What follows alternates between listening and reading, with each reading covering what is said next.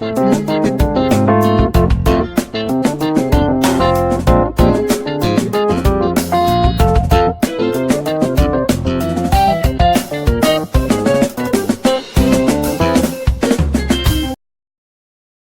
everyone, you are welcome to Anchor Network where you get reliable and authentic news that are so crucial to you. I say big thank you to everyone who has been part of this channel and who has taken time to subscribe. And if you are yet to subscribe, I say please click the red subscribe button and also the bell icon. The bell icon will allow you to get notified anytime we publish any news. IPOB members fighting for their rights, they are not rebels, says Opadokun. Chief Opadokun, elder statesman and Secretary General of the National Democratic Coalition, NADECO, has urged the federal government to respond favorably to the agitation of the members of the indigenous people of Biafra, IPOB, so as to avoid distracting the government. Speaking in a chat with Daily Independent on activities of this group when President Muhammadu Buhari traveled to Japan for 7th Tokyo International Conference on African Development. Opadokun said why he didn't support the method employed by IPOB in pressing home their demands, the federal government should grant them audience and address the issues so as to avoid further distractions. So people in government, IPOB members are rebels, but to those who are fighting for self-determination, they are doing something that is totally acceptable. Nobody gives you your rights anywhere in the world. You must fight for it every day. If that is what, if that is one of the ways by which they could do so, the Nigerian government should do what is right and respond favorably if they don't want an unnecessary distraction. I may not support the method employed by IPOB because there may be other better means with which they can press home their demands, he said. So guys, the truth must be told. And the Bible says that, if you know the truth shall set you free. One thing I just discovered about us in Nigeria, we see the truth, but we try to cover it up. Even when we are suffering, even when we are humiliated, but because maybe we are afraid or because of some interest or because of one thing or the other known to us, because I see no reason why people will just choose to believe lies. People will just choose to look the other side when it comes to truth, when it comes to reality. What is happening in Nigeria is that everybody in this dispensation that we have now, this very dispensation we have now in Nigeria, a lot of people are afraid. So the need the easy way or the possible thing for them to do is just to, okay, if you cannot beat them, you join them, so as not to be seen as being labeled one name or to be tagged a terrorist or call you all manner of names or being corrupt. If you cannot beat them, you join them. That is what everybody is doing. But we still have good people that even when they see the right thing, they always say it. When they see the truth, they always say it. They want to stand by it, irrespective of the of whose us is God. They still want to say the right thing. But some people, out of fear, they just believe that, okay, let me join other people. If that's what they really want, if that's the rave of the moment, let me just join the bandwagon. But which is not going to help us at the end of the day, because invariably we are hurting ourselves. We are hurting ourselves and we are deceiving ourselves. That is just the truth. With all that is happening. No, when we take the case of Showore, people now are talking, oh, why would you use that language? He prepared that. He just wants a relevance. He just wants to be popular. He just wants to make himself an hero where he's known. Now, okay, forget about it. You have blamed him. You have said all manner of things to him. Okay, what is the reason why he was calling for that protest? Because you are saying he shouldn't have used that protest, the word protest. He should have used he shouldn't have used that word. Let me remind. He shouldn't have used that word revolution, but it would have been protest. Okay, let's assume, according to you guys, that he made a mistake. So the reasons why he was calling for that revolution, has anybody again been able to talk about it? Has any group been able to come out to talk about it? We've heard about some people call themselves, Initiative for Better Nigeria. They want Nigeria to be better. Now they are taking Nnamdi. They are, telling ICC on what to do to Nnamdi Kanu, the things that they want the ICC to do to Nnamdi Kanu. Like the issue that we're having on ground, the issue of insecurity, the issue of xenophobic attacks in South Africa. Nobody is saying anything about it. But of course, you should know where those groups or that particular person who is leading that group, where it's coming from, because you cannot be with the masses and be talking like this. So at the end of the day, we tend not to say the truth. We tend not we tend to look the other way around. Even when we are hurting, when the thing is even affecting us, we tend to look at the other side. So for how long are we going to continue with this? The issue now on ground, for a responsible government, for a loving government, for a government that loves her people, what are you supposed to do? Okay, these are the things on ground. These are the things on ground. How do we go about it? Because like I always say, if you think that you want to stress people's life, you too, you will not have peace. That's just the way it is. Like this issue of IPOB now, it was believed that they have already, they've relegated them. They cannot spring up at all by prescribing them, that they cannot spring up. They can't do anything as far as Nigeria is concerned, and nobody is coming to help them. Nobody is coming to speak on their behalf, because just like they always say, oh, Nigeria is a sovereign country. Nobody, of course, no country will want to come and interfere in another other people's country, because they believe that you have a government that should be able to handle all of those things. Nobody will want to come up. Even if you want to call the international body, there's little they can do. They will not be able to do much. So that is what the government has already, believe, and they've already sold it out. And technically, they felt that they've been able to bring them down, that they cannot spring up again. But unknown to them, I think this issue of Ike Ekweremadu, brought out the whole thing, which they never expected.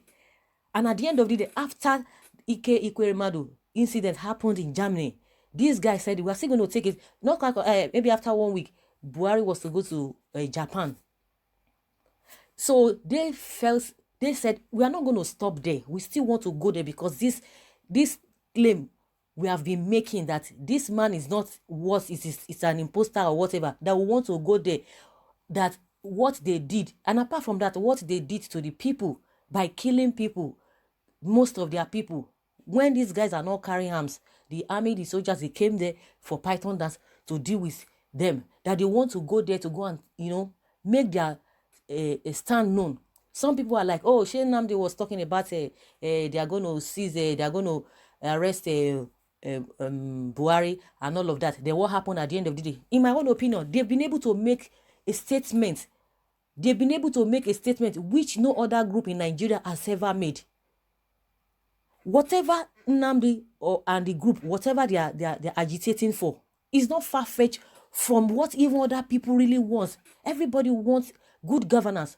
What made this agitation, to spring up to this extent? Because of bad governance. Because of bad governance. You said, okay, you want one Nigeria, but yet what you are doing is totally different. And you expect people to be smiling. It's not going to be happening.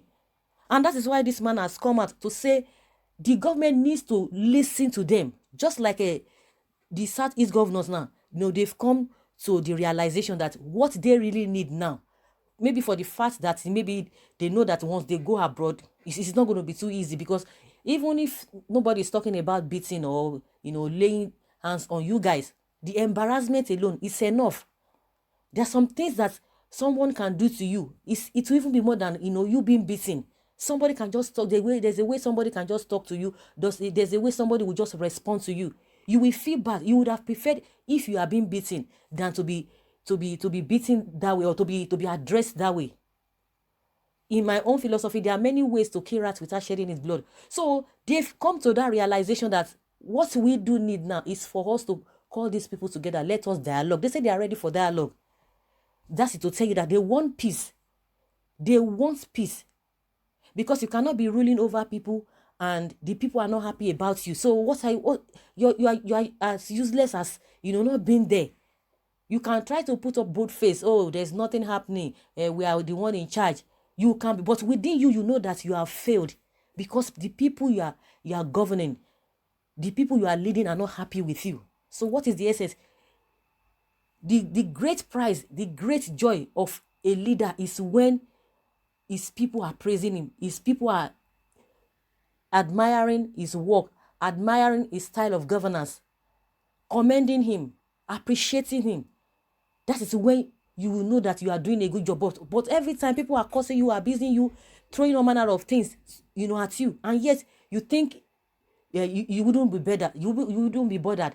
One of the politicians said one time, one of the wife of the politician said that they know what they go through at home. Forget all this bold face they always put, because they say all manner of things to them, but because they are not ashamed of themselves, because they don't have that shame in them, they will still come out and be putting bold faces. Just like one of the politicians' wives said, most of them, they themselves, their wives and their children, they are not always happy because of the way and the manner which the citizens, the masses, the way they perceive them. So it is to your own glory when you are ruling people and people are, chanting your praises. Of course, it's not everybody that will like you. It's not everybody that will want to agree with the way you are doing things. But the most important thing, if 80-90% of people are on your side, the only thing you just need to do, just go and sleep. Just go to the bed. Nothing will happen. Leave the rest 10. The 80 people will be able to coordinate the 10.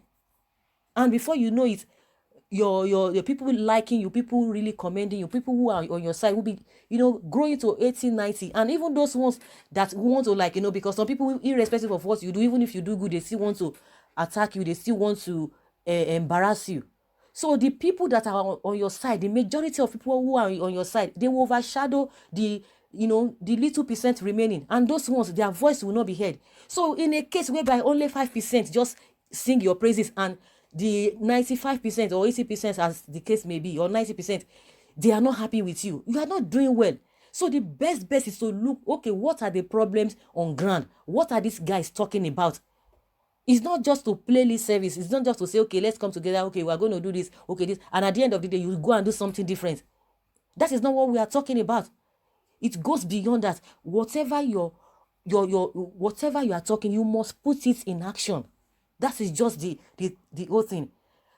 So if we are talking, okay, some people, like just what this Opadokun is saying, that the manner at which IPOB may be going about some things, that he might not be in support of them. But what is paramount now is that you guys need to listen to these people. You need to listen to them. As a father, you need to listen to them. As a leader, you need to listen to them, because they put you there. No matter what you want to say, in as much now they've not been given the opportunity, to leave the country, to be on their own, they are still part of Nigeria, and they are still contributing economically greatly into the system. And what they are contributing to the system, that is what you guys are using to feed. Anyhow you want to look at it, they are still contributing to the economy of the country, which you guys are living on. You are using to furnish your lifestyle. So why can't you listen to the people? No matter what, why can't you listen to them? Because what they are agitating for is not out of place. It's for their betterment. It is for our betterment. But for those who choose to keep quiet, for those who choose to go in the line of evil, let them continue. We are all in this together.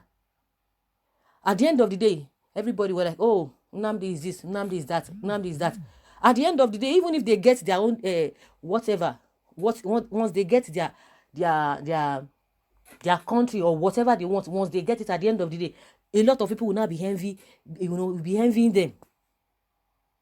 And yes, do you like the situation of Nigeria now? Do you like the situation of Nigeria? If you are saying, okay, the manner at which they are going about it is wrong, okay, which way are you going about it? How are you going about it yourself that will bring solution? You need to take the lead. Those who are attacking them, good, we agree, they are not doing the right thing. They are not following the due process, as you have said, as you are blaming them. So which other way, you that you know the right thing, what are you doing? What have you done to make us as a people, as the masses, to get what we really want, to get a good life in that country? Which channel are you following? That is the question that everybody really needs to answer. So guys, that is just my own opinion. Let's hear what you think about this whole thing. Thank you very much for always being there. Bye.